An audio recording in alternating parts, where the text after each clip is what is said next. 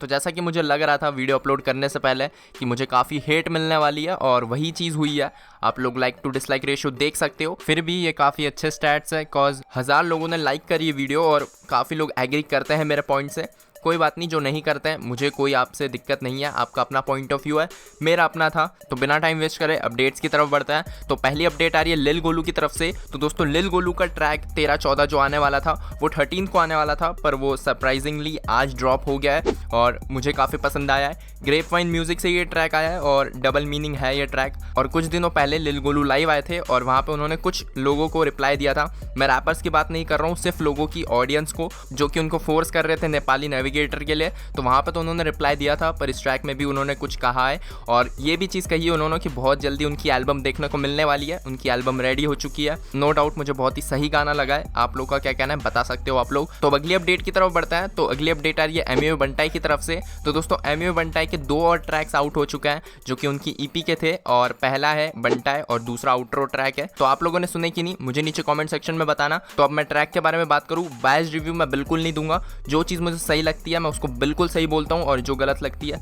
आपको पता ही है, ज़्यादा कहने की ज़रूरत नहीं है। तो गाना बहुत ही सही लगा है मुझे, नो डाउट इंस्पिरेशनल ट्रैक है, लिरिक्स भी अच्छे गाने के, और ख़ास करके जो कोरस पार्ट है वो सबसे सही लगा है मुझे। और ये वाला ट्रैक अच्छा तो है, पर इसके अलावा जो आउटरो ट्रैक है वो मुझे ज़्यादा पसंद आया है और वो अलग ही फील देता है यार। बहुत ही अलग जोन का गाना है और आप लोगों को वो ट्रैक भी पसंद आएगा। 1 मिनट के आसपास का वो आउटरो है और मुझे ऐसा लगा कि वो एक कंप्लीट ट्रैक बनना चाहिए था, क्योंकि बहुत ही अच्छी वाइब्स है उस ट्रैक की और मुझे वो वाला ज़्यादा पसंद आया है। अब आप लोग को कौन सा पसंद आया मुझे नीचे कमेंट सेक्शन में बता सकते हो। और पूरी ईपी अच्छी है। अब मैं किसी का नाम नहीं लेना चाहता कौन सा ट्रैक अच्छा है कौन सा बेकार है। मिस तुझे भी एक कमर्शियल ट्रैक था जो कि मुझे बहुत ही पसंद आया था। मैंने उसके बारे में भी आप लोग को बताया था कि मुझे कैसा लगा है, और जिसके बारे में मैंने कल बात करी वो भी एक कमर्शियल जोन का ही था और लोगों को लग रहा है कि मैं बायस्ड हूँ। ऑलमोस्ट ट्रैक मुझे पसंद आए, बस एक ट्रैक को छोड़ के जिसमें कुछ लाइंस मुझे गलत लगी, इसलिए मैंने कही थी उस वीडियो में। तो अगली अपडेट की तरफ बढ़ता है। तो अगली अपडेट आ रही है बादशाह की तरफ से। तो दोस्तों बादशाह की एक एल्बम आने वाली है बहुत ही जल्द, 3M सेशंस, जिसके बारे में शायद आप लोग को पता होगा। तो उसका एक सरप्राइज ट्रैक आज आउट हुआ है जिसका नेम है इल्ज़ाम, और ये गाना आप लोग जाके सुन सकते हो।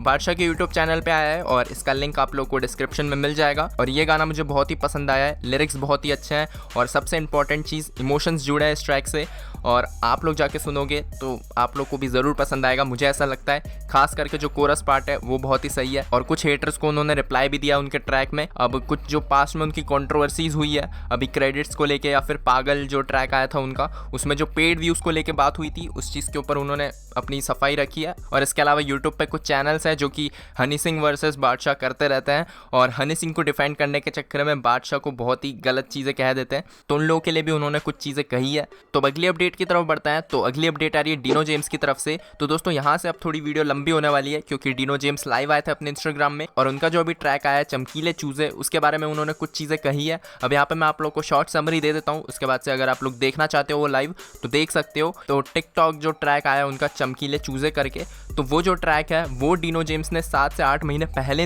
लिख लिया था और अभी उन्होंने आउट करा है। तो यहाँ पे उन्होंने ये चीज़ क्लियर करी है कि जो टिकटॉक वर्सेस यूट्यूब चल रहा है उससे पहले उनका ट्रैक वो रेडी था और उन्होंने ये कोई फाइट देख के ट्रैक नहीं बनाया है, बहुत पहले का लिखा हुआ ट्रैक था और अभी उन्होंने आउट करा है। Chamkile Choose, thank you so much for this amazing response, sir.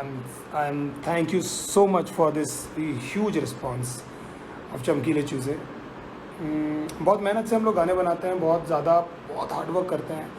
तो पहली बात तो मैं आपको बहुत ज़्यादा क्लियर बोल देना चाहता हूँ कि चमकीले चूजे मैंने ऑलमोस्ट 6 से 7 महीने पहले बनाया था। मेरे एक फ्रेंड है, मेरा जो मेंटोर है सलमान अफरोज़, तो कोई आया था उनके सामने बहुत ही अजीबोगरीब एक वेरी लाउड लुकिंग गाय, तो उनको देखकर उन्होंने बोला था यार कितना चमकीला है ना ये चूज़ा।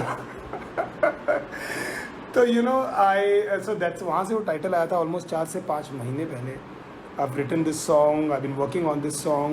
मैं बस वेट कर रहा था कि एक्चुअली कहाँ से एक करेक्ट टाइम हो ये गाना रिलीज़ करने का। हम लोग को बिल्कुल भी मुझे आइडिया भी नहीं था कि यूट्यूब में ये सब चीज़ें चल रही है, because I don't go on YouTube, I don't watch lot of stuff, there are so many things that I don't know.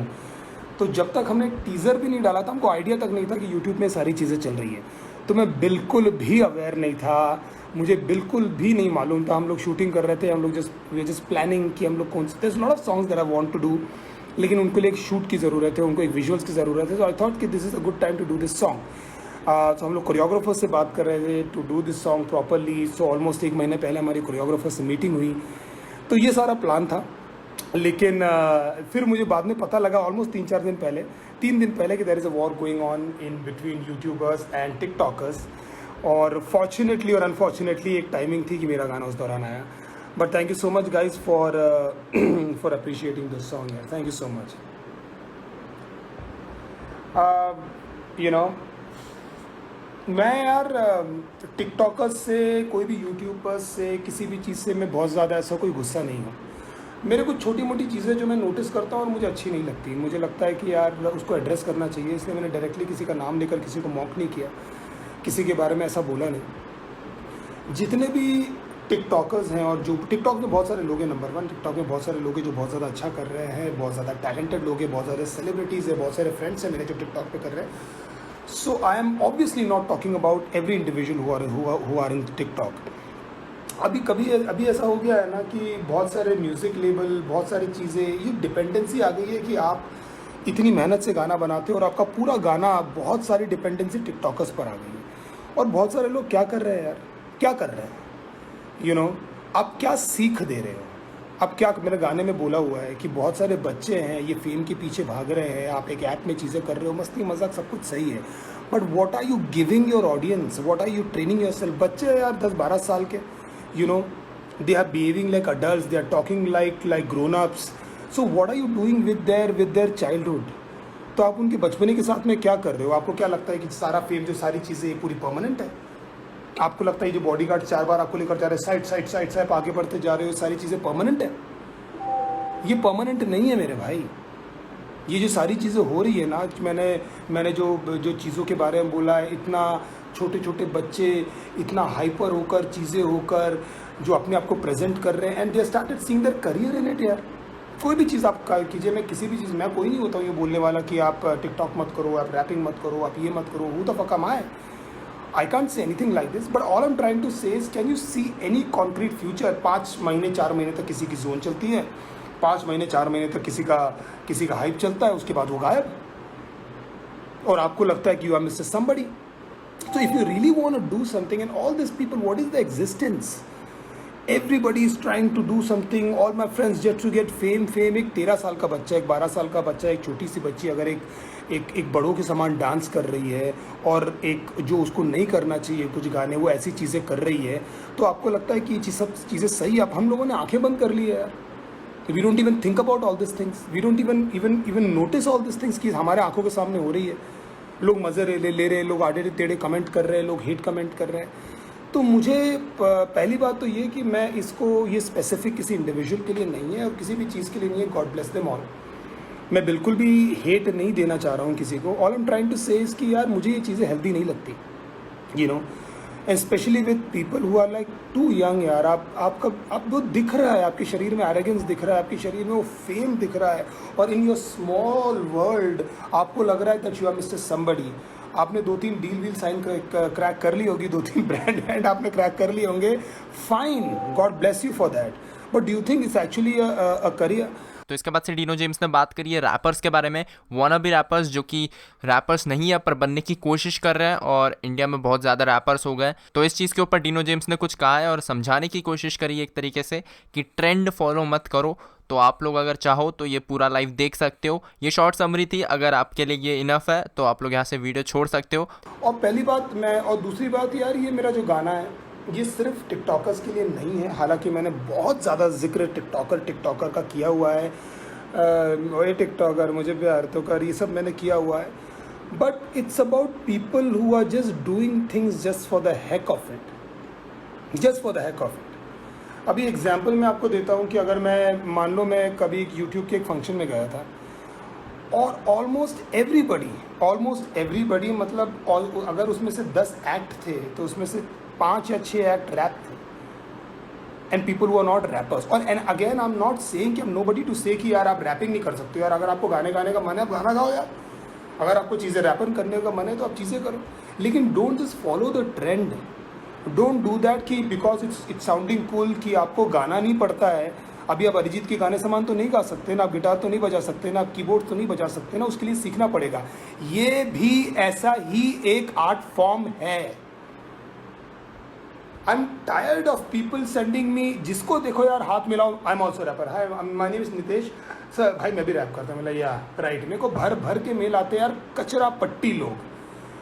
तो आई फील जितने भी लेजिटिमेट रैपर्स हैं, जो भी चीज़ें कर रहे हैं, रफ्तार, डेवाई, नैनी वे, बादशाह और जितने भी नाम मेरे को याद नहीं आ रहे, those are people who been actually doing this, understanding this, into the scene, working hard, god rejected, इसके पास गए, उसके पास गए, लेबल्स के पास गए, अपने गाने, हमने गिटार लेकर रोडों में घुमाऊँ यार, you know, just somebody to listen to my song, somebody to just pay attention to what I'm doing, what I'm saying।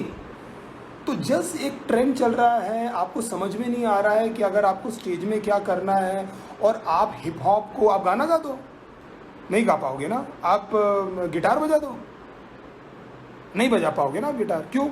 क्योंकि वो आर्ट फॉर्म है, वो आपको सीखना पड़ेगा। यहाँ पर क्या है, कुछ बीट डाउनलोड कर दिया आपने, पटर पटर कुछ भी बोला, now you are a legitimate rapper. तो जो चौथा आदमी ये सारी चीज़ें, we work very hard, and I am not saying nobody, सब लोग बहुत मेहनत करते हैं, आई एम नॉट सेइंग कि nobody is not working hard, I am saying we work very hard on this, and I respect, मैं पूजा करता हूँ अपने प्रोफेशन की। मेरे गाने आते हैं, सब लोग जितने भी मैंने नाम लिए और जितने नाम को नहीं याद आ रहे, सब लोग यार अपने घर में डेडिकेटेडली काम कर रहे हैं, एंड मैंने सी कि यार ये क्या कचरा लोगों ने कंसीव करके रखा है कि ये रैपिंग ये है कि कोई भी आएगा रैंडमली, आप करो ना, आप सीखो ना। अब मैं जाता हूँ लोगों के पास, example I am working with Stephen Devassy, example, he is a legend, he is a legend, जो कीज बजाते हैं, जो काम करते हैं, is one of the biggest keyboardist musicians in India. So I am trying to learn my art, I am trying to, आपका कोई लेना, हिमांशु त्यागी जो मेरे साथ में काम करता है, हिमांशु जो हमारी फैमिली है, वो कोई पार्ट टाइम एडिटर नहीं है, वो कोई इंजीनियर नहीं है जो पार्ट टाइम बैठ के editor, he is a film maker who is dedicated his life in film making. Nilesh Patel कोई वीलॉगर नहीं है जो पार्ट टाइम एडिटिंग कर रहा है, वो एडिटिंग सीख कर, वो प्रोडक्शन सीख कर, वो अपनी पूरी ज़िंदगी प्रोडक्शन को देखकर, उसको समझ के, उसकी लेटेस्ट चीज़ें समझ के वो सीख रहा है। आप गिरीश नकोड़ के साथ में बैठिए, आपको पता लग जाएगा व्हाट गिरीश इज। आप कोई भी उसको बीट दीजिए, आप कोई भी उसको आप धुन दीजिए, आप कुछ भी दीजिए गिरीश को, आपको पता लग जाएगा what is capable of. I don't want to take Shadab भाई's name because he is already a legend, people know him, so I don't want to say anything about Shadab भाई, but thank you so much for guiding us and being a part of this. यार शादाब भाई, we have been managed by Ben Thomas. Ben is in this industry from the past almost 20 odd years. तो Ben मुझे manage कर रहा है। जो आपने conversation सुना था इसके पहले, जो मैंने टीजर डाला था, वो मेरे और बेन की आवाज़ है। तो मैं ये बताने की आपको कोशिश कर रहा हूँ that we have dedicated our lifes, हम इन सब चीज़ों के साथ में। तो मुझे बहुत बुरा लगता है at times when I see people actually coming from nowhere, fucking nowhere, you know, and just कोई औकात ही नहीं, ऐसा लगता है, यू नो, इसकी कोई है ही नहीं। सब रैप, मैं भी रैपर हूँ, सब भी, अरे है भाई, मैंने मना नहीं किया है, मैं कोई इंस्टीट्यूट का कोई प्रेसिडेंट नहीं हूँ जो एक आज से एक नियम दूंगा कि नहीं यार एक्चुअली तू रैपर नहीं है। Everybody can rap, you do, but you don't do this just because you want to be presentable on stage, just because आप अपने क्राफ्ट में कॉन्फिडेंट रहिए ना भाई। अगर आप जो भी करते हैं, अगर आप एक अच्छे बाईसाइकिल चलाते हैं, अगर आप क्रिकेट की कोचिंग करते हैं, तो आप स्टेज पे आकर उसके बारे में बताइए। That means you are not confident in what you do. आपको अलग से कुछ करना पड़ रहा है स्टेज के लिए परफॉर्म करने, ताकि लोगों को आप एंगेज कर सकें, और आपका जो आर्ट फॉर्म है वो सिर्फ यूट्यूब तक ही लिमिटेड है। तो मुझे यार ये सब चीज़ें बहुत ज़्यादा बॉदर करती हुए, बॉदर नहीं होता हूँ, मतलब मैं ऐसा नहीं हूँ कि इस चीज़ को लेकर मैं बहुत ज़्यादा स्ट्रेस्ड हूँ। हमारा आर्ट फॉर्म ऐसा है यार कि हम एक्सप्रेस करते हैं, जो आप डिस रेस देखते हैं, लोग एक दूसरे को डिस करते हैं, it's our art form, you know. और उसके अलग अलग सेक्शंस है। और जो भी बच्चे जो रैपर्स बनने जा रहे हैं या हिप हॉप की तरफ जा रहे हैं, मेरे भाई अपने बारे में अकेले बोलते रहना it's not hip hop, it's not hip hop. उसके बहुत ज़्यादा सेगमेंट है, तो please explore what is it that you can do. Please explore what are your stories. Please don't go out but come within and search within what is it that you can do. What are the stories that you can say. तो again जो ये again I want to say the same thing that I'm not against hip hop, TikTok, and I'm not against anything. All I'm trying to say this, all these fake fucking things which is happening, all these things which is happening, it just bothers me. मैंने एक छोटा सा video देखा था, I remember, मेरे को ऐसा लगा था कि क्या दुनिया हो गई है यार. कितना कचरा पट्टी हम डेली बेसिस पे, मैं कोई प्रीच नहीं कर रहा हूँ आप लोग को, मैं डेली बेसिस पे बता रहा हूँ.